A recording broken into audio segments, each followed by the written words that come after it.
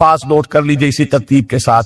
या अय्युहन्नास क़द जाअकुम मौइज़तुम मिन रब्बिकुम व शिफ़ाउन लिमा फ़िस्सुदूर व हुद्दतुल लिलमुमिनीन कुल बिफ़ज़लिल्लाहि व बिरहमतिही। ए नबी कह दीजिए ये अल्लाह का बड़ा फजल है, लोगों समझो। उसकी बड़ी रहमत का ज़हूर हुआ है इस कुरान की शक्ल में। उसकी रहमत का मज़हर अतो कुरान है, उसके फजल का सबसे बड़ा सबूत कुरान है।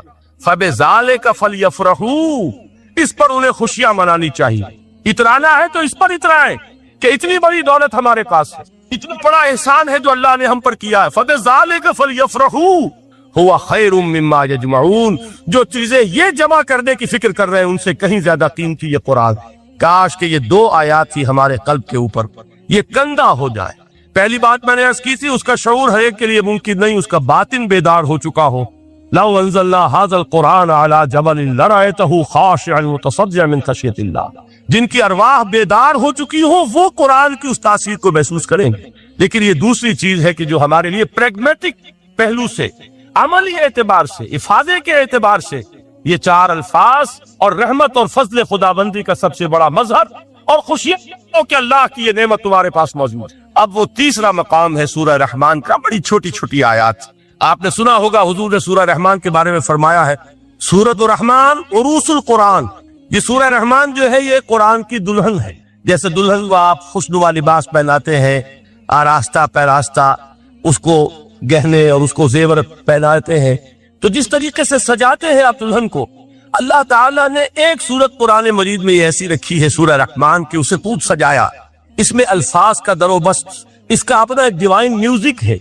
वो तो अल्लाह ताला कुर्रा जो है, खास तौर पर मिस्र के कुर्रा, अल्लाह ताला उन पर रहमत नाजिल फरमाए, उनकी खताओं से दरगुजर करे। जिस तरह कुरान के इंट्रिंसिक म्यूजिक को इन्होंने वाज़ेह किया है। वाकया ये है कि अगर ये लोग न होते, शेख अब्दुल बासित मोहम्मद अब्दुल समद, शेख महमूद खलील हुसैनी, ये लोग कि जिन्होंने कुरान के इस गिना म्यूजिक, ये लफ्ज जो है आप हैरान ना हो कि मैं ये कुशात तौहीन कर रहा हूँ कुरान की, हुजूर ने ये लफ्ज इस्तेमाल किया, तगन्नु, इस कुरान को अच्छी से अच्छी खुशहाली के साथ पढ़ो। मल्लम यतगन्न कुरान फलैसा मिन्ना, जो कुरान को बेहतर से बेहतर अंदाज में, अच्छी से अच्छी आवाज में, खुशहाली के साथ पढ़ने की कोशिश नहीं करता, वो हम में से नहीं। बल्कि एक मर्तबा हुजूर रात के वक्त आप गश्त पर थे अपने साथियों के हालात मालूम करने के लिए। हजरत अबू मूसा अशअरी रजी अल्लाह तआला अन्हु एक सहाबी है, उनके घर के पास से गुजर हुआ, वो रात को तहज्जुद पढ़ रहे थे, खड़े हुए कैफ के आलम में कुरान तिलावत कर रहे। हुजूर को बहुत पसंद आई उनकी तिलावत, काफी देर तक वहां खड़े सुनते रहे। अब उन्हें क्या पता कौन सुन रहा है। बिल्कुल इसी तरह समझ लीजिए, एक बात याद आई है, हुजूर फरमाते हैं कि जिस तरह कान लगाकर अल्लाह कुरान किसी चीज को नहीं सुनता, हमें नजर नहीं आता ना, हमें मालूम नहीं, हम कुरान पढ़ रहे हो तो सुनना होगा कौन है, सबसे ज्यादा कान लगाकर खुद अल्लाह। यहाँ उसके मुझे याद आया कि अबू मूसा अशअरी को क्या पता था कि कौन सुन रहा है। अपनी कैफियत में नमाज में तहज्जुद में कुरान की तिलावत कर रहे थे, और जाहिर बात है उनके घर एकड़ों में बने हुए नहीं थे, एक एक कमरा, एक एक कोई हुजरा, ऐसे ही तो घर थे ना साहबा के। लिहाजा हुजूर पास से गुजरे, आवाज आई, काफी देर सुनते रहे। उसके बाद आप तशरीफ ले गए, सुबह फजर में मुलाकात हुई तो हुजूर ने तहसीन के अंदाज में फरमाया, या अबा मूसा इन्नका क़द ऊतीत मिज़मारन मिन मज़ामीर आले दाऊद। ऐ अबू मूसा, तुम्हें तो आले दाऊद के साजों में से एक साज अल्लाह ने अता फरमा दिया है। जिस तरह हजरत दाऊद, लहरे दाऊदी मशहूर है कि जब वो पिछले पहर रात को हम्द के तराने अलापते थे, कुरान में है कि परिंदे शामिल हो जाते थे साथ, और पहाड़ वजद में आते थे, पहाड़ भी उनके साथ शरीक होते थे। तो जिस तरह का अल्लाह ने उनको लहर अता फरमाया था, हुजूर ने तहसीन के अंदाज में फरमाया है, अबू मूसा अशअरी, अल्लाह ने तुम्हें भी आले दाऊद के साजों में से एक साज अता फरमाया। बहरहाल कुरान मजीद का जो ये म्यूजिक है, कुरान के अल्फाज का जो हुस्न है, जहां तक हुस्न मानवी है वो तो हर लफ्ज में है, लेकिन ये हुस्न जाहिरी, हुस्न सौती, हुस्न लफ्जी, ये अपने इस पर आपको नजर आएगा सूरह रहमान। लेकिन कुरान में ये सूरत इस एतबार से भी मुमताज है, इसकी 4 आयात पर जरा तवज्जो करेंगे, अजीब हकायक सामने आए। जहां ये कुरान मजीद के हुस्न सौत और हुस्न लफ्जी का की मेराज है, वहीं इसकी पहली 4 आयात में 4 चोटी की चीजों का जिक्र है। सबसे ऊंची चीज है। पहली आयत क्या है? अर्रहमान, एक आयत हो गई। रहमान क्या है? अल्लाह का नाम है। कभी आपने गौर किया अल्लाह के नामों में सबसे प्यारा नाम कौन सा होगा? रहमान। क्यों? इसका मादा क्या है? हमें सबसे पूछकर जिस चीज की जरूरत है वो क्या है? रहमत खुदाबंदी।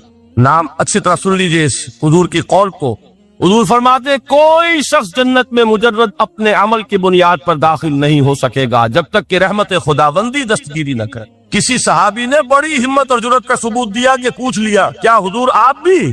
جب آپ نے فرمایا کوئی شخص داخل نہیں ہو سکتا جنت میں محض اپنے عمل کی بنیاد پر جب تک کہ رحمت خداوندی جو ہے وہ دستگیری نہ فرمائے۔ پوچھا گیا کیا آپ بھی؟ آپ نے فرمایا ہاں میں بھی۔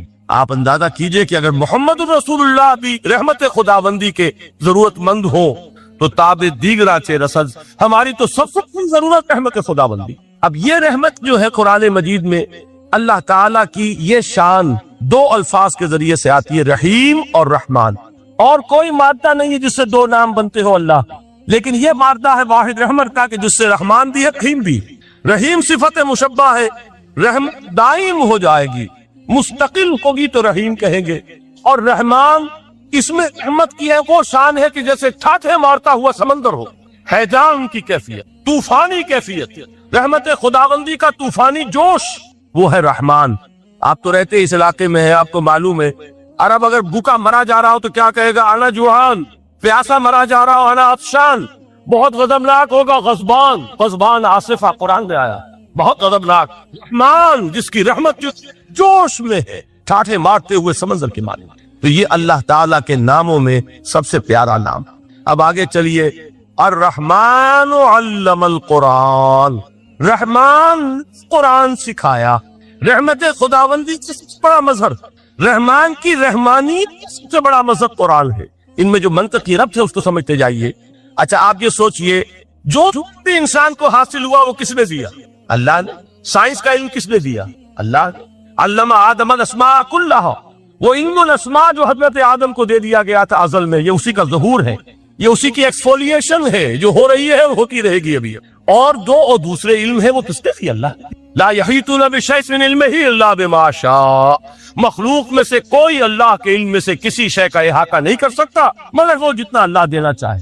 لیکن یہ کہ تمام علوم میں چوٹی کا قرآن، نوٹ کرتے جائیے، چوٹی کی چیزیں جمع کی۔ اللہ کے ناموں میں چوٹی کا نام رحمان، اللہ نے جو کچھ انسان کو سکھایا اس میں چوٹی کا علم قرآن۔ خلق الانسان، انسان کو پیدا فرمایا۔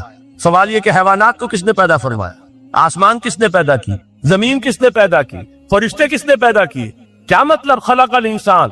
اس کی تمام مخلوقات میں اس کا کلائمیکس، اس کی تخلیق کی معراج، اس کے تخلیق کا نقطہ عروج انسان ہے۔ یہ ہے کہ جو مسجود ملائک بنا ہے۔ وَلَقَدْ كَرَّمْنَا بَنِي آدَمَ وَحَمَلْنَاهُمْ فِي الْبَرِّ وَالْبَحْرِ وَرَزَقْنَاهُمْ مِنَ الطَّيِّبَاتِ وَفَضَّلْنَاهُمْ عَلَىٰ كَثِيرٍ مِّمَّنْ خَلَقْنَا تَفْضِيلًا۔ تو تخلیق میں اونچی تخلیق انسان، علم سے اونچا علم قرآن کا، اللہ کے ناموں میں سب سے اونچا نام رحمان۔ اب آئیے چوتھی چیز، علمہ البیان، انسان کو بیان کی صلاحیت عطا فرمائی۔ کیا اور کوئی صلاحیت عطا نہیں کی؟ بینائی کس نے دی؟ اللہ۔ اسی طریقے سے سماعت کس نے عطا فرمائی؟ اللہ۔ کتنی فیکلٹیز ہیں، کتنے ایکسٹرنل آرگنز ہیں سینس کے، کتنے انٹرنل سینسز ہیں جو اللہ نے دیے ہیں۔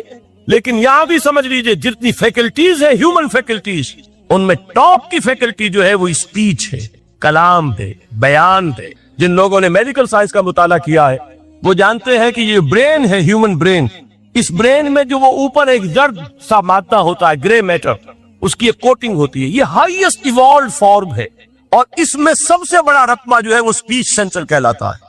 اسی لیے انسان کو حیوان ناطق کہتے ہیں۔ حیوان کے اور انسان کے مابین امتیاز قائم کیا گیا، نطق، گویائی، بولنا۔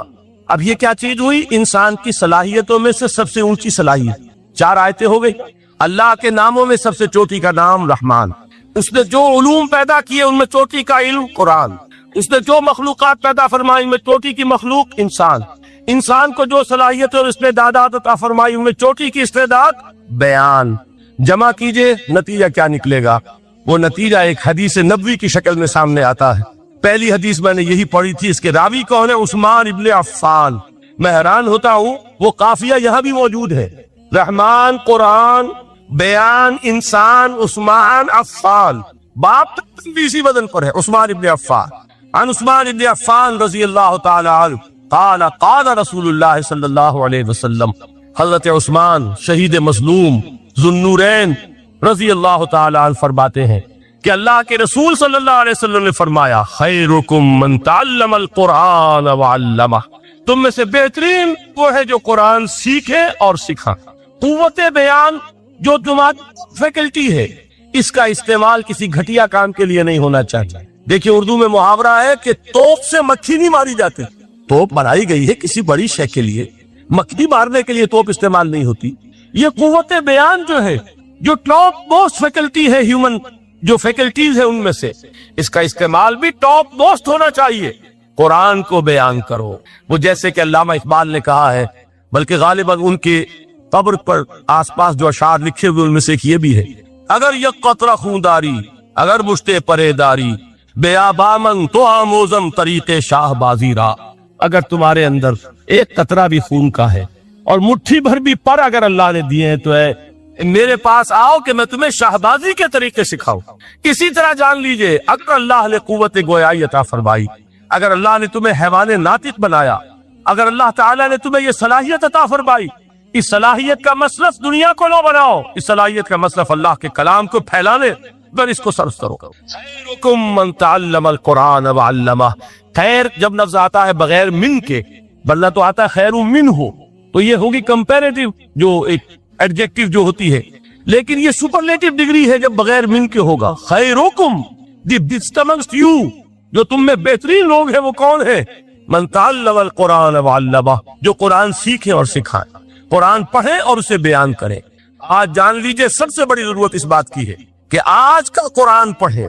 آپ حیران ہوں گے کہ یہ کیا کہا اس نے۔ دیکھیے قرآن اترا تھا 1400 برس پہلے، لیکن تا قیامت نوع انسانی کو جتنے مسائل درپیش ہوں گے ان سب کا حل اس میں ہے، البتہ کھودنا پڑے گا، گہرائی میں اترنا ہوگا۔ ایک قرآن کی سطح ہے، اس سطح نہیں، اس کی گہرائیوں کے اندر غوطہ زنی کرو۔ قرآن میں ہو غوطہ زن اے مرد مسلمان، اور آج کو قرآن یعنی آج کی ہدایت جو اللہ نے اس میں رکھی ہوئی ہے، دیکھیے اس کو نکالو اس کے اندر سے۔ ابھی میں حدیث تو آپ کو سناؤں گا، اس میں یہ تصور آئے گا سامنے اور واضح ہو کر آج کے انسان کی رہنمائی اس قرآن سے اخذ کر کے انسان تک پہنچاؤ۔ یہ ہے فریضہ محمد رسول اللہ کی امت کا صلی اللہ علیہ وسلم۔ آپ نے وہ حدیث سنی تھی کہ بلغوا انی ولو آیۃ، حضور نے خطبہ حجۃ الوداع میں پہلے تو گواہی لی مسلمانوں سے، 1.25 لاکھ کا مجمع جمع تھا۔ حجۃ الوداع آخری حدیث آپ نے اپنے خطبے میں، جس کے چند جملے میں سنا چکا ہوں آپ کو ایجیولز کے حوالے سے، اپنی تعلیمات کے اہم نکات کو بار بار دہرا کر بیان کیا، ہیمر کیا، اچھی طرح ذہنوں میں اتارا۔ اس کے بعد ایک سوال کیا، الا لوگوں میں نے پہنچا دیا کہ نہیں؟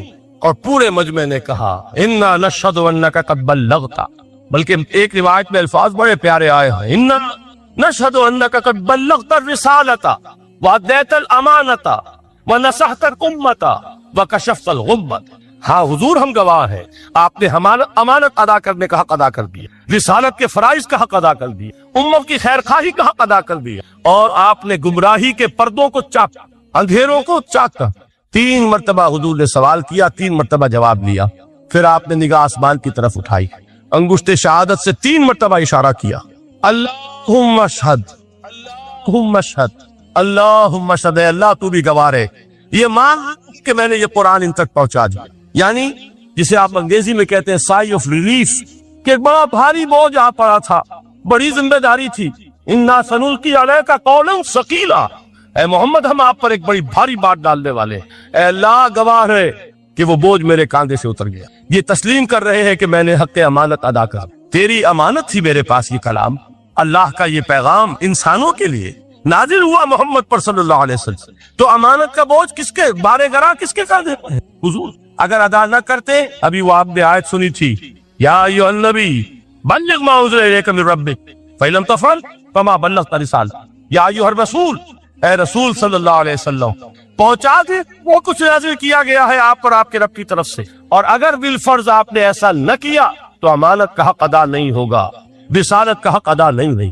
حضور نے پہنچا کر گواہی لے کر جیسے کہ ایک اطمینان کا سانس لیا، اللہم اشہد، اللہ تو بھی گواہ رہے۔ اس کے بعد آپ نے فرمایا تھا وہ چھوٹا سا جملہ جو آپ میں سے ہر شخص بآسانی یاد کر کے اٹھ سکتا ہے، فَلْيُبَلِّغِ الشَّاهِدُ الْغَائِبَ، اب پہنچا وہ جو یہاں ہے ان کو جو یہاں نہیں، اس لیے کہ میری رسالت پوری نوع انسانی کے لیے، وقت فرصت ہے، کہاں کام ابھی باقی ہے، نور توحید کا اتمام ابھی باقی ہے، ابھی تو ہند تک یہ پیغام جانا ہے، چینیوں تک جانا ہے، ابھی یورپ پہ اس پیغام کو پہنچنا ہے۔ دی اذانیں کبھی یورپ کے کلیساؤں میں، کبھی افریقہ کے تب ہوئے صحراؤں میں۔ یہ کون کرے گا؟ اے امت محمد، یہ ذمہ داری ہے تمہاری صلی اللہ علیہ وسلم۔ اسی کو آپ نے مزید تاکیداً فرمایا، بلغوا انی ولو آیۃ، میرا کوئی امتی بھی اس سے بالکل فارغ نہ رہ جائے، بالکل محروم نہ رہے، آیت بھی پہنچا سکتا ہو تو پہنچا۔ یہ ہے وہ ذمہ داری کہ جو اس حدیث کی روح سے خیرکم من تعلم القرآن وعلمہ، ایک ہوتا ہے ذمہ داری کو ایک بوجھ کی حیثیت سے، ایک فرض کی حیثیت سے بیان کرنا، یہاں ہے تشویق اور ترغیب کا انداز۔ کون نہیں چاہتا کہ میں بہتر سے بہتر کیریئر اختیار کروں؟ کون نہیں چاہتا کہ میری زندگی اعلیٰ سے اعلیٰ ہو؟ کون نہیں چاہتا کہ میرا وقت جو ہے اس کی بڑی سے بڑی قیمت مجھے ملے؟ کاش کہ ہمیں معلوم ہوتا کہ قرآن کا سیکھنا اور سکھانا اتنا اعلیٰ کیریئر ہے۔ کاش کہ ہمیں معلوم ہوتا کہ قرآن کی تبلیغ اور دعوت، اس میں جو گزر رہا ہے وہ کتنا قیمتی ہو گیا، اس کا کتنا بڑا جو ثواب اللہ کے ہاں ملنا ہے۔ تو خیرکم من تعلم القرآن وعلمہ، تم میں سے بہترین لوگ وہ ہیں جو قرآن سیکھے اور سکھائے۔ دوسری حدیث حضرت عمر سے مروی ہے رضی اللہ تعالیٰ۔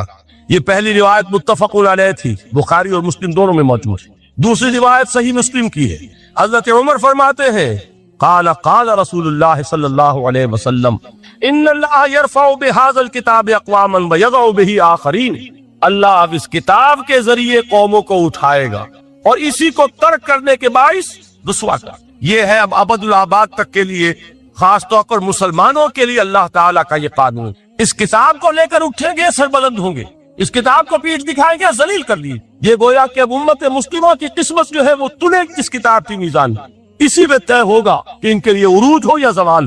اسی کو وہ جواب شکوہ میں علامہ اقبال نے سادہ ترین الفاظ میں کہا تھا، وہ زمانے میں معزز تھے مسلمان ہو کر اور تم خار ہوئے تاریک قرآن ہو کر۔ فارسی میں اسی کو مفہوم کو جو ادا کیا ہے جس خوبصورتی سے، اس کا تو جواب نہیں ہے کہ اے مسلمان، خار از مہجوری قرآن شد، تم جو ذلیل و خار ہو گئے ہو دنیا میں۔ ایک سوال شاعر نے کبھی کیا تھا، بڑا پیارا سوال تھا، ہے آج کیوں ذلیل کے کل تک نہ تھی پسند گستاخی فرشتہ ہماری جناب۔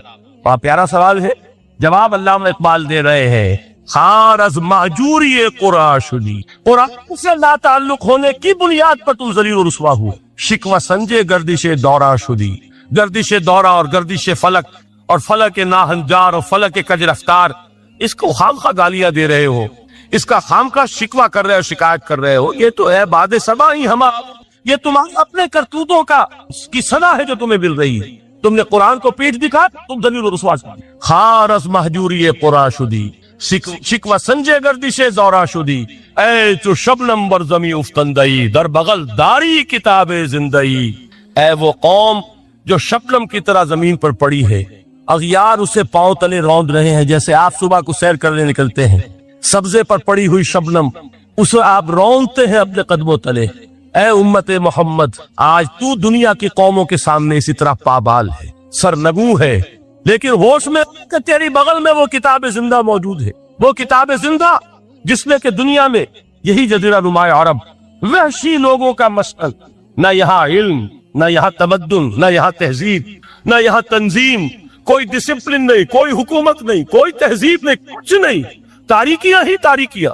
یہی کتاب تھی جس نے اسے منور کیا، یہی کتاب تھی جس نے دنیا کا امام بنایا، یہی کتاب تھی جس نے دنیا کا معلم بنایا، یہ کتاب تھی جس نے نئے نئے علوم ایجاد کرنے سکھائے، یہ کتاب تھی جس کی بدولت یہی عرب تھے جنہوں نے یونان کے فلسفے اور سائنس کو جو چکے تھے انہیں زندہ کیا، ان میں نئی چیزوں کا اضافہ کیا اور اسپین کی یونیورسٹیوں کے ذریعے سے یورپ تک دوبارہ پہنچا دیا۔ یہ وہ کتاب ہے، در بغل داری کتاب زندگی۔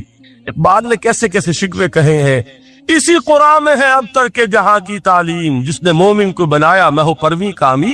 اس قرآن کو لے کر مسلمان نکلا ہے، ایک ہاتھ میں قرآن، ایک میں تلوار۔ برا نہ مانیے، قرآن تلوار کا نام بھی آپ اپولوجیٹک انداز میں نہ لیا کریں۔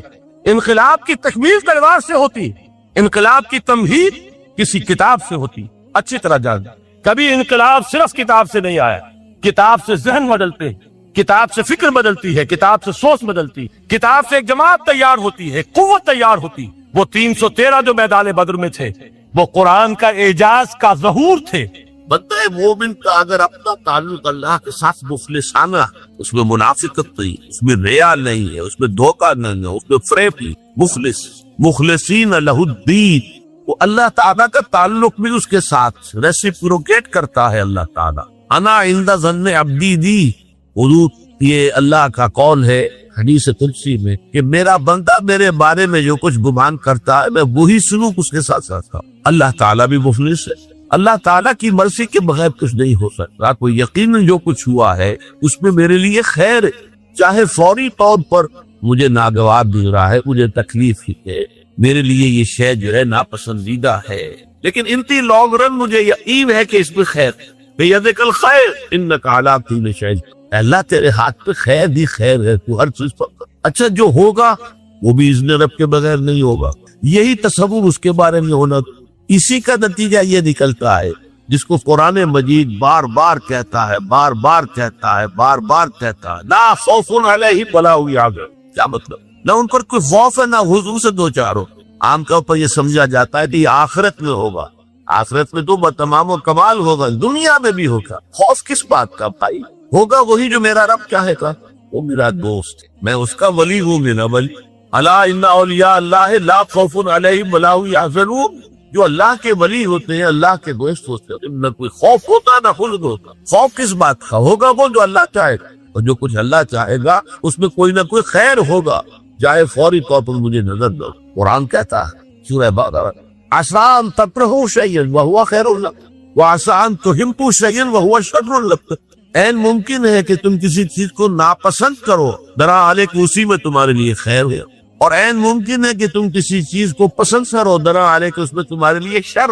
अल्लाहु यअलमु व अंतुम ला तअलमून। अल्लाह जानता, तुम नहीं जानते। तुम अफ़आल व आमाल व अहवाल व वाक़यात के ज़ाहिर को देखते हो, उसके पर्दे में क्या मशीयत ऐसी है, क्या इरादा खुदाबंदी है, उसकी पुष्ट पर क्या चीज है जो अल्लाह ताला को मतलूब है, ये हमें नजर नहीं आता। यह शॉर्ट साइटेड, हमारी निगाह जो है बस कुछ दूर तक जाती है, उससे आगे नहीं। लिहाजा अफ़आल व आमाल व अहवाल व वाक़यात के सिर्फ ज़ाहिर पर हमारी निगाह है, बातिन पर तो है ही नहीं। लिहाजा हम इससे मुतासिर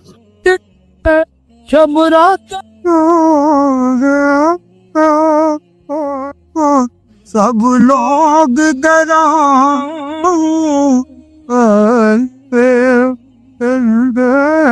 ओ नहीं आए ओ पर्दे मोहम्मद जो आप हदी दब। अद्दुआ मुखुल इबादत, अद्दुआ उवल इबादत। हुजूर की ये दो अहादीस बहुत सादा, बहुत मुख्तसर। दुआ ही इबादत का जौहर है। मुख कहते हैं हड्डी के अंदर जो गूदा होता है वो मुख। गूदा जो है इबादत का वो क्या है? दुआ। तौहीद फिर दुआ क्या है? सिर्फ अल्लाह को पुकारा और शिर्क फिर दुआ। जिसको भी पुकारेंगे आप मदद के लिए उसको आपने माबूद बनाया। कैसे बादशाह? ये बसरा समझ लीजिए, ला तदउ मअल्लाहि अहद, अल्लाह के साथ किसी को मत। हुजूर ने फरमाया कि जूती का तस्मा भी मांगना हो तो अल्लाह से। अल्लाह ने तो दरवाजा खोला हुआ है, जो चाहो मांगो, किसी और से मत। देखिए एक इल्मी मसले और होते हैं, ये जो रूहानियात का मामला है, आलम अरवाह में क्या सूरत है, अरवाह सिर्फ कहीं अल्लाह के पास किसी कोल्ड स्टोरेज में है या उसका इस दुनिया से भी कोई ताल्लुक है, एक ही मसाइल है। फर्ज कीजिए इस वक्त कोई अरवाह यहाँ मौजूद हो, फर्ज कीजिए, मैं उसका इनकार नहीं करूंगा। हो सकता है कि हो सकता है कोई रूहानियत वाला शख्स बता भी दे कि आप फलां की रूह मौजूद है, होगी भाई, उसे नजर आती हो, ठीक। ये भी हो सकता है कि कोई शैतान जिन हो और वो धोखा दे रहा हो कि मैं फलां की रूह हूं, हो सकता है। लेकिन ये भी हो सकता है, वो भी हो सकता है, मुझे इससे बहस नहीं। मुझे जिससे बहस है वो ये है कि मुझे पुकारने की इजाजत नहीं हुआ करे, किसी की मौजूद हो हुआ करे, मुझे मेरे रब की इजाजत नहीं है कि मैं उसे मदद मांगूंगा अल्लाह से, दुआ करूंगा अल्लाह से, इस्तिगासा करूंगा अल्लाह, तकलीफ के लिए दुआई दूंगा अल्लाह।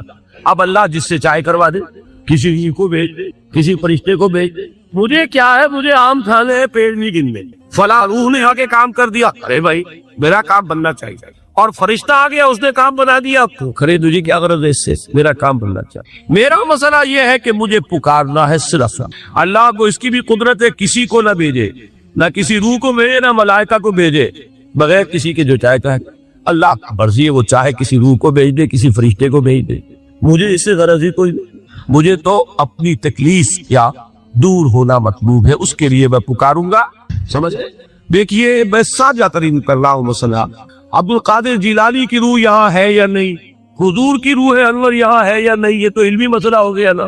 یہ فرشتے یہاں ہیں کہ نہیں، کوئی اختلاف ہے؟ میں پکار سکتا ہوں کہ بھائی ذرا میرا کام کر دینا، یہ کروں گا تو شرک موجود ہے. کرامن کاتبین ہے کہ نہیں؟ موجود ہونا نہ ہونا یہ مسئلہ علمی. جو اصل میں شرک سے متعلق مسئلہ ہے وہ یہ ہے کہ پکارنے کی اجازت نہیں. دیکھیے حضور کی ایک حدیث ہے اور یہ ایک ہمارے لیے خوشخبری ہے. آج 8واں دن ہے آپ اپنی نیند کی قربانی دے رہے ہیں، آ رہے ہیں، سن رہے ہیں. یہ حدیث بھی سن لیجئے، بشارت والی حدیث ہے. مجتمع قوم فی بیت من بیوت اللہ، نہیں جمع ہوتے کچھ لوگ اللہ کے گھروں میں سے کسی گھر میں. اس کا مصداق اول تو مسجد، لیکن تقریباً تمام محدثین نے مانا ہے کہ صرف مسجد تک محدود نہیں ہے، سب گھر اللہ کے. یہ جگہ کس کی؟ تو عام ہے یہ چیز، لیکن مسجد کیا ہوگا کہ مصداق اول ہوا ہے. مجتمع قوم فی بیت من بیوت اللہ یتلون کتاب اللہ ویتدارسونہ بینہم. کام کیا کر رہے ہو کہ اللہ کی کتاب پڑھ رہے ہو، وہ سمجھ رہے ہو، سمجھا رہے ہو. تو کیا ہوتا ہے؟ الا نزلت علیہم السکینہ، ان پر اللہ کی طرف سے سکینت کا نزول ہوتا ہے. وغشیتہم الرحمہ، رحمت خداوندی انہیں ڈھانپ لیتی. وحفتہم الملائکہ، فرشتے ان کے گرد گھیرا ڈال لیتے. وذکرہم اللہ فی من عندہ، اور اللہ ذکر کرتا ہے ان کا ملائکہ مقربین کی محفل میں. دیکھو تم کہتے تھے یہ انسان بڑا گھٹیا ہے، میرے وہ بندے اس وقت میرے گھر میں جمع ہے صرف میرے کلام کو سمجھنے کے. کہ وہاں فرمایا گیا تھا کہ 3 جو سب سے بڑے بڑے گناہ ہیں، والذین لا يدعون مع اللہ الہا آخر، وہ لوگ کہ جو اللہ کے ساتھ کسی اور الہ کو پکارتے نہیں ہیں، کسی اور سے دعا نہیں کرتے. ولا يقتلون النفس التي حرم اللہ الا بالحق، نہیں انسانی جان کو قتل کرتے ہیں جسے کہ اللہ نے محترم قرار دیا ہے مگر حق کے ساتھ.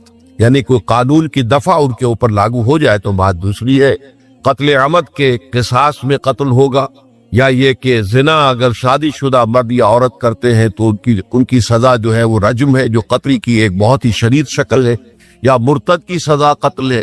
اور یا پھر یہ ہے کہ کافر کو قتل کیا جا سکتا ہے جو حربی ہوئی، جس کے ساتھ جو جنگ ہے وہ ڈکلیئر. ان 4 صورتوں کے علاوہ کسی انسان کو کسی حالت میں کسی جذبے کے تحت قتل کرنا جائز نہیں ہے، حرام مطلق. یہ ہمارے ہاں جو وہ عزت کے نام پر آنر کلنگز جو ہو رہی ہوتی ہیں، یہ سب کے سب جو ہے جرم ہے اسلام کے نگاہ میں. کسی کو یہ حق حاصل نہیں ہے کہ اس طرح سے اپنے ہاتھ میں قانون کو لے لے. لیکن اس کے بعد فرمایا تھا کہ جو لوگ یہ کام کرتے ہیں تو پھر یہ ہے یلقا اسامہ، وہ اس کی پاداش بھگت کر رہے. یضاعف لہ العذاب یوم القیامہ، ان کے لیے قیامت کے دن عذاب دگنا کر دیا جائے گا، بڑھا دیا جائے گا. وَيَخْلُدْ فِيهِ مُهَانًا، اور وہ رہیں گے اس میں ہمیشہ نہایت ذلت کے ساتھ، رسوا ہو کر. إِلَّا مَنْ تَابَ وَآمَنَ وَعَمِلَ عَمَلًا صَالِحًا، اس میں استثناء ہے کہ جو توبہ کرے اور تجدید ایمان کرے یا ایمان لائے. اگر پہلے کافر تھا تو ایمان لائے گا، اور اگر پہلے مسلمان تھا لیکن یہ کہ یہ گناہ سرزد اس سے ہوا تو گویا کہ ایک طرح کے کفر میں وہ داخل ہو گیا تھا، ایمان حقیقی سے محروم ہو گیا تھا، تو گویا کہ تجدید ایمان کرے. الا من تاب وآمن وعمل عملا صالحا، اور پھر اس کا عمل تبدیل ہو جائے، عمل درست ہو جائے، غلط کام کو فی الواقع چھوڑ دے. فاولئک یبدل اللہ سیئاتہم حسنات، تو یہ وہ لوگ ہیں کہ اللہ تعالیٰ ان کی برائیوں کو بھلائیوں سے بدل دے گا. یہ بات جو ہے بہت بلند ہے، اس میں اللہ تعالیٰ کی طرف سے وعدہ جو ہو رہا ہے کہ فَأُولَٰئِکَ يُبَدِّلُ اللَّهُ سَیِّئَاتِهِمْ حَسَنَاتٍ وَكَانَ اللَّهُ غَفُورًا رَحِیمًا. وَمَن تَابَ وَعَمِلَ صَالِحًا، پھر دوبارہ تکرار کے ساتھ یہ بات آ چکی ہے، جو توبہ کرے اور پھر عمل اچھا کرے. فَإِنَّهُ يَتُوبُ إِلَى اللَّهِ مَتَابًا، تو وہ ہے جو حقیقت میں توبہ کرتا ہے اللہ کی جناب میں جیسے کہ توبہ کرنی چاہیے، عمل میں کوئی تبدیلی نہ ہو. اور توبہ کی تسبیح ہوتی جب ہے استغفر اللہ ربی من کل ذنب واتوب الیہ، آپ نے 10 تسبیحیں کر دی، 1000 مرتبہ کہہ لیا، یہ سب زیرو ہے اللہ کی نگاہ میں. ذکر کا ثواب مل جائے گا کہ اتنا وقت آپ نے اللہ کا نام لیا ہے، اللہ کا ذکر کیا ہے، اس کا ثواب تو ملے گا، لیکن یہ توبہ نہیں. اس سے کسی گناہ کی معافی کا کوئی سوال نہیں ہوتا، اس سے برائیوں کے بھلائیوں میں بدلنے کا کوئی امکان نہیں، اس سے اس کی سزا سے بچنے کی کوئی سبیل نہیں. اب سورۃ تحریم میں خاص طور پر ایک خاص جو پس منظر ہے اس کے اعتبار سے یہ آیت آ رہی ہے یا ایھا الذین آمنوا توبوا الی اللہ توبۃ نصوحا، اے وہ لوگوں جو ایمان لائے ہیں، اے ایمان کے مدعیوں، دعوے داروں، توبہ کرو اللہ کی جناب میں، لیکن وہ توبہ خالص ہوگی، توبۃ نصوحا۔ اس سورہ مبارکہ کے پس منظر کو نوٹ کیجئے تو اس میں ایک خطائے اجتہادی کہہ لیجئے حضور سے ہو گئی تھی صلی اللہ علیہ وسلم، اگرچہ وہ خطا جانب خیر میں تھی، اچھے کام کے لیے تھی، برے کام کے لیے نہیں تھی، کہ آپ نے اپنی ازواج مطہرات کی دل جوئی کے لیے ایک شے جو اللہ کی طرف سے آپ کے لیے حلال تھی اس کو استعمال نہ کرنے کی قسم کھا لی، تو اس پر حضور کو روکا گیا، یا ایھا النبی لم تحرم ما احل اللہ لک تبتغی مرضات ازواجک، اے نبی کیوں آپ اپنے اوپر حرام ٹھہراتے ہیں وہ شے جو اللہ نے آپ کے لیے حلال قرار دی ہے؟ کیا آپ اپنی بیویوں کی رضا جوئی کے لیے ایسا کر رہے ہیں؟ واللہ غفور رحیم، اللہ غفور ہے، رحیم ہے، اللہ نے آپ کی اس خطا سے درگزر کیا ہے، لیکن قد فرض اللہ لکم تحلۃ ایمانکم، اللہ تعالی نے راستہ تمہارے لیے کھول دیا ہوا ہے کہ ایسی قسموں کو کھولا جا سکتا ہے، جس کے لیے کہ سورہ مائدہ کے اندر کفارہ دے دیا گیا۔ تو گویا کہ حضور کو یہاں حکم دیا جا رہا ہے کہ آپ اپنی اس قسم کا کفارہ دیجئے، قسم کا، اور یہ جو قسم ہے اس کو کھول۔ نمبر 2 پھر دو ازواج مطہرات کا معاملہ آیا ہے کہ حضور نے ایک راز کی بات کہی ایک زوجہ محترمہ سے، لیکن انہوں نے وہ راز جو ہے وہ دوسری زوجہ محترمہ کو پہنچا دیا جن میں زیادہ آپس میں قریبی تعلق تھا، تو گویا کہ یہ بھی ایک طرح سے خیانت ہو گئی، اس لیے کہ راز جو ہے وہ تو ایک امانت ہوتا ہے، اور خاص طور پر عائلی زندگی میں میاں بیوی کے درمیان کے جو معاملات ہوتے ہیں وہ تو بہت ہی رازداری پر مبنی ہوتے ہیں، اس لیے ان میں سے کوئی چیز جو ہے جس کو خاص طور پر کہا گیا ہو کہ یہ ایک راز کی بات ہے جو تم سے کہہ رہا ہوں، کسی اور سے کہنا نہیں ہے، تو اس میں جو غلطی ہوئی ہے وہ بھی ایک بڑی غلطی تھی حضرت عائشہ صدیقہ رضی اللہ تعالی عنہا ان کی۔ تو ان دونوں کے پس منظر میں پھر تیسری بات آئی کہ اہل ایمان اگر تم غافل ہو اپنے اہل و عیال کی طرف سے اس اعتبار سے کہ ان کا کردار کیسا بن رہا ہے، وہ اللہ کے بندے ہیں یا کوئی غلطیاں کر رہے ہیں، خطا کر رہے ہیں، تو دیکھو یہ تو ان کے ساتھ جو ہے وہ محبت نہیں کر رہے، عداوت کر رہے، اس لیے کہ تمہاری اس نرمی، تمہاری اس شفقت اور ان محبت کے اندر اس درجے بڑھ جانا کہ اس میں اللہ تعالیٰ کے جو حرام کردہ امور ہیں ان میں بھی تم ملوث ہو جاؤ، تو یہ گویا کہ در حقیقت تم اپنے آپ سے بھی دشمنی کر رہے ہو اور ان سے بھی دشمنی کر رہے ہو، اپنے آپ سے دشمنی کر رہے ہو کہ تمہاری عاقبت خراب ہوگی، ان سے دشمنی کر رہے ہو کہ ان کی اگر تربیت غلط ہو جائے گی تو گویا کہ وہ جہنم کا نوالا بنے گی۔ اب اس تین چیزوں کے پس منظر میں فرمایا جا رہا ہے یا ایھا الذین آمنوا توبوا الی اللہ توبۃ نصوحا، اے ایمان والو، اے ایمان کے دعوے دارو، اللہ کے جناب میں توبہ کرو، لیکن توبہ خالص نصوح۔ پہلی بات تو یہ جانیے، میں نے بھی یہ یقیناً پہلے بھی عرض کیا ہوگا لیکن دہرانے میں کوئی حرج نہیں ہے، عربی زبان میں یہ دو الفاظ بہت قریب ہیں، آبا یعوب اوبن اور تابا یتوب توبن یا توبتن۔ آبا یعوب اوبن بھی ہوتا ہے واپس لوٹنا، لیکن یہ ہے کسی یعنی مادی چیز کی طرف سے واپس لوٹنا، ایک ہے تابا یتوب توبن یا توبتن، وہ کسی فعل سے، معنوی چیز سے پلٹ آنا، لوٹ آنا۔ چنانچہ ایک بڑی پیاری جو دعا حضور صلی اللہ علیہ وسلم مانگا کرتے تھے، آپ کی مصنون دعاؤں میں سے جب آپ سفر پر گئے واپس گھر آئے تو گھر میں داخل ہوتے ہوئے آئبونا تائبونا لربنا حامدون، ہم پلٹ کر آ گئے ہیں سفر سے، وطن سے میں پہنچ گئے ہیں، گھر میں داخل ہو رہے ہیں اور ہم اس حال میں بھی اپنے رب کی جناب میں توبہ بھی کر رہے ہیں، رجوع کر رہے ہیں اللہ کی جناب میں اور اپنے رب کی حمد کرتے ہوئے داخل ہے۔ آئبونا تائبونا لربنا حامدون۔ اسی طرح آپ بازار جائیں، اس کے بعد اپنے گھر میں داخل ہو تو یہ دعا پڑھے، تو یہ گویا یہ بہت ہی ایک یوں سمجھیے مبارک، بہت سی اس کے اندر برکات ہوں گی۔ تو اس میں بھی لفظ آبا یعوب اوبل، تابا یتوب توبت، یہ دونوں کے بہت قریب آ گئے، آئبونا تائبونا لربنا حامدون، توبو الی اللہ۔ اب قلعہ کو نوٹ کیجئے، یہ توبہ کا لفظ بھی بہت سے ایسے الفاظ میں سے عربی زبان کے، جیسا کہ اس سے پہلے ہم دیکھ چکے ہیں کہ ایک لفظ ہے رغبہ، رغبہ رغبت، رغبت جسے اردو میں ہم بولتے ہیں، رغبہ الہ ہوگا تو کسی شے کی طرف رجحان ہونا، اس کی طلب پیدا ہو جانا، اس کی خواہش پیدا ہو جانا، اور رغبہ عن ہوگا تو کسی چیز سے متنفر ہو جانا، دور ہٹ جانا، دور چلے جانا۔ ورب ایک ہی ہے، پریپوزیشن کی چینج سے بالکل برعکس نتیجہ نکل آیا۔ ومن رغب عن سنتی فلیس منی، جسے میری سنت پسند نہیں ہے، جو اس سے ہٹتا ہے، پیچھے ہٹتا ہے، اس کو ترک کرتا ہے، اس کا مجھ سے کوئی تعلق۔ اسی طرح مالا یمیل و میلن، مالا الہ کسی شے کی طرف مائل ہو، مالا عن اس شے سے ہٹ جانا، پیچھے ہٹ جانا، نفرت ہو جانا، اسی میں وہ لفظ کا سا فقط سقط قلوبکما، تمہارے دل جو ہے وہ تو مائل ہو ہی گئے. سغا بھی الہ ہوگا اس کے معنی کسی شے کی طرف مائل ہو جانا، ان ہوگا تو کسی شے سے متنفر ہو جانا. تو وہاں میں عرض کر چکا تھا لقد سقط قلوبکما، تو اے نبی کی دونوں بیویوں تمہارے دل تو یقیناً اللہ کی طرف مائل ہو چکے ہیں، توبہ کی طرف مائل ہو چکے ہیں، لیکن زبان سے یہ کہتے ہوئے کہ حضور معاف کر دیجئے غلطی ہو گئی ہے، اس میں ذرا حجاب کھا رہا ہے. ظاہر بات ہے شوہر اور بیوی کے درمیان جس طرح کا تعلق ہوتا ہے تو اس میں یہ کہ بسا اوقات اپنی غلطی کو واضح الفاظ میں تسلیم کرنے میں کچھ ہچکچاہٹ سی ہوتی. تو وہ ایک کیفیت تھی کہ تمہارا دل تو مائل ہو چکا ہے، لیکن یہ کہ تم ذرا زبان سے بھی کہو، اقرار. اسی طریقے سے یہ لفظ توبہ ہے. توبہ الہ ہے کسی کی جناب میں توبہ کرنا. جب اللہ تعالیٰ کی طرف توبہ کا لفظ آئے گا تو توبو الی اللہ توبۃ نصوحا، اللہ کی جناب میں توبہ کرو. اور جب اللہ تعالیٰ توبہ کرتا ہے یہ لفظ جو ہے دو طرف استعمال ہوتا ہے. تواب بندہ بھی ہے، تواب اللہ بھی ہے. اللہ تواب ہے، بہت توبہ کا قبول کرنے والا.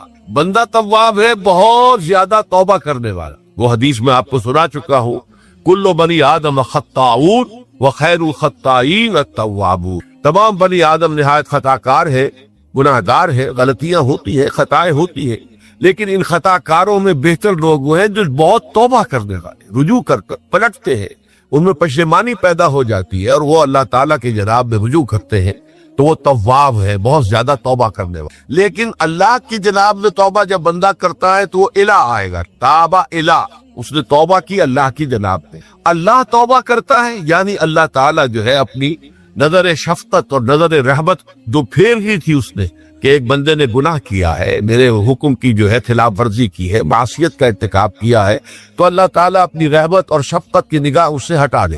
لیکن جب بندہ توبہ کرتا ہے تو پھر اللہ تعالیٰ بھی رجوع فرماتا ہے اور اپنی شفقت اور رحمت اور مغفرت کے ساتھ بندے کی جانب متوجہ ہو جاتا. لیکن وہاں تابہ اعلیٰ آئے گا، تم علینا اے پروردگار ہماری توبہ کو قبول فرما. وہ اللہ کے ساتھ آئے. ہم جب توبہ کریں گے تو وہ الہ کے ساتھ آئے.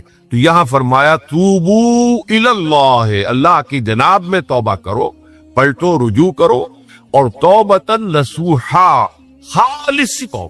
اس کی جو وضاحت تھوڑی سی میں ابھی کر چکا ہوں کہ خالص توبہ سے مراد کیا ہے.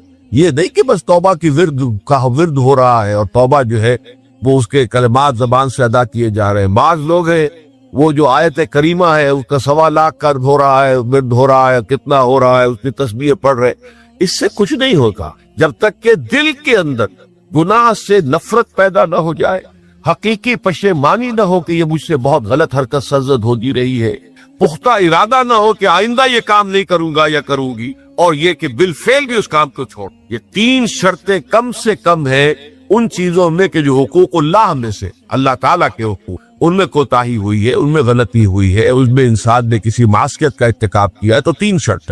حقیقی پشیمانی نمبر 1، جس کے لیے میں نے اقبال کا شعر آپ کو سنایا تھا جو بالکل نوجوانی کے دور میں انہوں نے کہا تھا، اور کسی اب میں نام بھول رہا ہوں، کوئی بہت بڑے شاعر تھے، استاذ تھے، اساتذہ اور استاذ الشعراء، انہوں نے کہا تھا کہ میاں صاحبزادے اس عمر میں، اور یہ شعر اس قدر اونچا شعر ہے کہ موتی سمجھ کے شان کریمی نے چن لیے قطرے جو تھے میرے عرق انفعال کے. انفعال کہتے شرمندگی کو، کہ میں جب شرمندہ ہوا کہ میں اللہ کی جناب میں کیا حرکت کر بیٹھا، تو اس سے میری پیشانی پر جو پسینے کے قطرے رونما ہوئے، اللہ تعالیٰ نے ان کو موتی سمجھ کے چن لیا. اللہ تعالیٰ کو بندے کی توبہ سے اتنی خوشی ہوتی. وہ حدیث بھی میں آپ کو سنا چکا ہوں کہ تم اندازہ کرو، ایک شخص ہے کہ جو ایک ریگستان میں لقودق صحرا میں سفر کر رہا تھا، اس کا ایک اونٹ تھا جس پر وہ سفر کر رہا تھا، اسی پر اس کا جو بھی راستے کا کچھ کھانا وانا تھا، خوراک تھی، وہ بھی اس کی پوٹلیاں بھی تھی اور پانی کی چھاگل بھی بنی ہوئی تھی. تھوڑی دیر کے لیے وہ ایک درخت کے سائے میں بیٹھ گیا استراحت کے لیے. مویشی میں آنکھ لگ گئی اس کی. اب جب آنکھ کھلی تو دیکھا کہ اونٹ کھائی.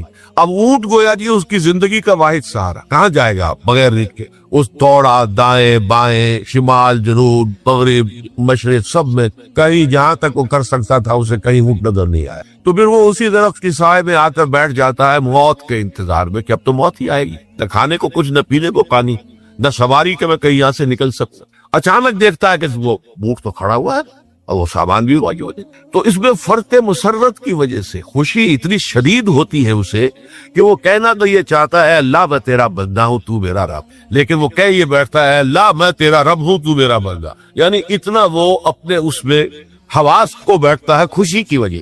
اتنی ہی خوشی ہوتی ہے اللہ تعالیٰ کو اپنے کسی گناہ گار بندے کی توبہ سے. اب آپ اندازہ کریے، یہ ہے جو تشبیہ حضور صلی اللہ علیہ وسلم نے توبہ کی عظمت کے لیے بیان کیا.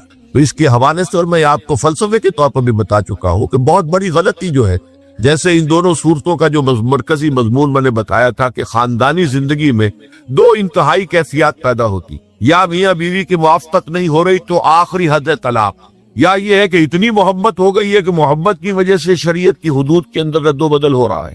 تو پہلے کے موضوع کے اوپر سورہ طلاق ہے اور دوسرے موضوع کے اوپر سورہ تحریم ہے.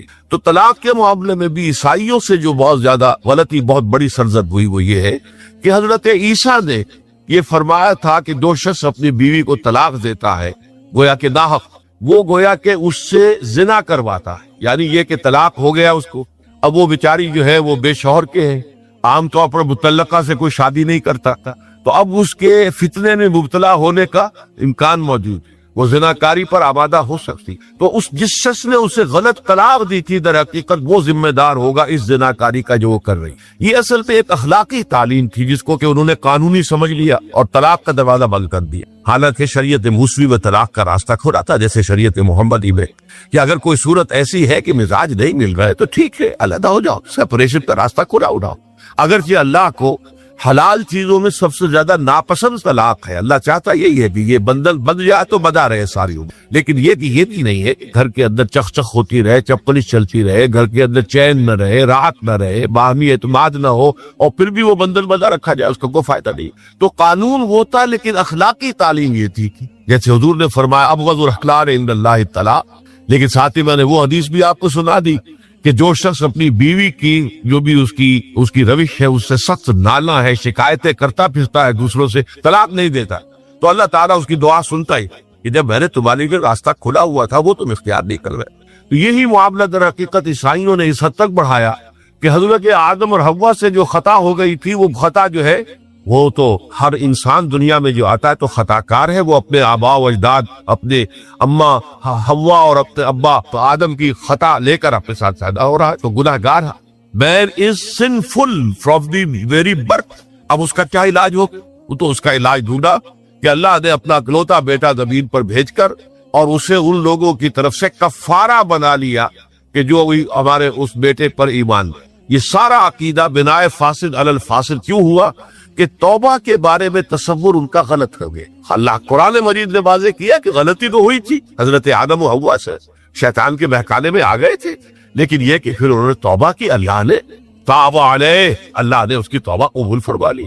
فتلقى آدم من ربہ کلمات فتاب علیہ، تو آدم نے اپنے رب سے کچھ کلمات سیکھ لیے. پشیمانی تو ہو گئی تھی، شرمندگی ہو گئی تھی، لیکن الفاظ نہیں مل رہے تھے. کن الفاظ میں وہ اللہ کی جناب میں توبہ کر، اللہ کی کمال شفقت کے اللہ نے وہ الفاظ بھی انہیں تلقین کر دیے جو سورہ اعراف کے اندر بیان ہوئے ہیں. ربنا ظلمنا انفسنا وان لم تغفر لنا وترحمنا لنكونن من الخاسرین. اللہ نے توبہ قبول فرما لی، فتاب علیہ. اب جو بچہ پیدا ہو رہا ہے نسل آدم کا، وہ کوئی اپنے جد امجد جو ہے حضرت آدم اور حضرت حوا کے گناہ کی پوٹ لے کر نہیں آتا ہے، وہ تو کل مولود یولد علی الفطرہ، فطرت الاسلام پہ پیدا ہوتا ہے. تو توبہ کی در حقیقت جو عظمت اور حقیقت ہے ہمارے دین میں، اس کو نہ سمجھنے سے بھی بہت بڑی غلطیاں لوگوں سے ہو جاتی ہے. تاریخ انسانی میں اتنی بڑی بڑی غلطیاں ہو. طلاق کے معاملے میں بھی عیسائیوں نے پھر یہ کیا کہ سوائے اس کے کوئی شکل نہیں ہے کہ بیوی زناکار ہو تو پھر تو طلاق ہو جائے گی، سیپریشن ہو جائے گی. لہذا جو طلاق دینا چاہتے تھے وہ ایسے مواقع پیدا کرتے تھے کہ بیوی زنا کرے، یا یہ کہ جھوٹی گواہیاں فراہم کرتے تھے زناکاری کی اور پھر اس سے چھٹکارا حاصل کرتے تھے. اس کے بغیر چھٹکارا حاصل کرنے کی کوئی شکل نہیں تھی. اس میں بڑے بڑے افسانے جو ہے وہ مغربی لٹریچر کے اندر آپ کو ملیں گے کہ عورت سے نجات پانے کے لیے انہیں پھر یہ کرنا پڑتا کہ جھوٹے دور پر جھوٹا الزام تہمت لگا کر اس کے اوپر زنا کا الزام ثابت کرے، یا یہ ہے کہ اسے واقعتاً خود ایسے حالات میں ڈال دے کہ وہ زانیہ بن جائے اور پھر اس سے نجات حاصل. یہ گویا کہ پھر وہی بناء فاسد علی الفاسد، ایک غلط بات کے اوپر دوسری غلط بات. تو توبوا الی اللہ توبۃ نصوحا، توبہ کرو اللہ کی جناب میں جو کہ خالص توبہ. خالص توبہ میں 3 شرائط میں نے بیان کر دی کہ اگر اللہ کے حقوق میں معاملے میں کبھی بیشی ہوئی ہے تو پھر یہ ہے کہ پشیمانی حقیقی، عزم مسمم دوبارہ نہیں کروں گا، نہ کروں گی، اور نمبر 3 یہ کہ ایک مرتبہ اس گناہ کو لازماً چھوڑ دینا۔ اس کے بعد جو ہے اگر یہ حقوق العباد میں سے تو ایک چوتھی اضافی شرط، یا تو اس کی تلافی کرو، اس کا پیسہ مارا تھا تو پیسہ دو، بہن کا حق جو ہے وراثت میں کھایا تھا تو اس کو ادا کرو، یا اس سے معافی حاصل کرو، یا پھر ایک شکل ہو سکتی ہے کہ اگر وہ فوت بھی ہو گیا ہے، اب کوئی شکل نہیں ہے، اس کی طرف سے صدقہ و خیرات کرتے رہو، اللہ یہ میں کر رہا ہوں اس کے حساب میں اس کو جمع کر دے، اور میری جو کوتاہی تھی اس کو معاف فرما دے، اس کو جو ہے وہ ڈیبٹ کریڈٹ ہو جائے گا۔ ورنہ پھر آخرت میں یہ ہوگا کہ آپ کی نیکیاں اس کے حوالے کی جائیں گی، یا آپ کے پاس نیکیوں کا ذخیرہ بھی کافی نہ ہوا تو اس کے گناہ آپ کے پلڑے میں ڈال دیے جائیں گے۔ اور اسی کو حضور نے فرمایا کہ میری امت کا اصل مفلس وہ ہے۔ آپ نے پوچھا اتدرون من المفلس، آپ لوگ جانتے ہیں کہ مفلس کون ہوتا ہے؟ تو صحابہ نے وہی جواب دیا جو ہم میں سے ارشد جواب دے گا، المفلس عندنا من لا درہم لہ ولا دینار، ہمارے نزدیک ہم مفلس اس کو کہتے ہیں جس کے پاس درہم و دینار نہیں ہے، روپیہ پیسہ نہیں۔ حضور نے فرمایا نہ، میری امت کا مفلس وہ ہوگا جو قیامت کے دن حاضر ہوگا، بہت سی نمازوں کی وہ پنڈ لے کر آئے گا، وہ گٹھڑی لے کر آئے گا، گٹھڑا لے کر آئے گا، اور روزوں کا اور اس کا اور حجوں کا اور عمروں کا، لیکن وقد شتم ھذا واکل مال ھذا، اس نے مال کھایا تھا فلاں کا حرام طریقے سے، فلاں کو گالی دیتی، فلاں پر تہمت لگائی تھی، حقوق العباد کے اندر جو ہے اس کی عزت پر حملہ کیا تھا، وہ سارے مدعی جمع ہو گئے۔ اللہ تعالیٰ کسی سے کہے گا بھائی تم اس کی نمازیں لے جاؤ، کسی سے کہے گا اس کے روزے لے جاؤ، اچھا تم لو حج لے جاؤ، اس کے عمرے لے جاؤ، اس کے بعد بھی مدعی باقی ہوگے تو اب مدعیوں کے گناہ اس کے پلڑے میں ڈالے جائے، اور پھر وہ دوسروں کے گناہوں کے بوجھ تلے دب کر جہنم میں جھونکیے۔ تو یہ حقوق العباد کے اندر معاملہ اس سے بھی کہیں زیادہ سخت ہے کہ جو حقوق اللہ کا ہے۔ اللہ تو بڑا غفور ہے، رحیم ہے، اس کے اندر وہ رعایت بھی کرے گا، لیکن حقوق العباد کا معاملہ اللہ کہہ دے گا یہ میرا معاملہ ہے کہ یہ تمہارا آپس کا معاملہ ہے، تمہیں اس میں تو جو بھی ہے لین دین کر کے ہی معاملہ چکانا ہوگا، دے دے کر معاملہ ہوگا، اس کے بغیر نہیں۔ تو توبوا الی اللہ توبۃ نصوحا عسى ربکم ان یکفر عنکم سیئاتکم، ممکن ہے عسى اصل میں امید دلانے کے لیے ہوتا ہے، شاید کہ ایسا ہو جائے۔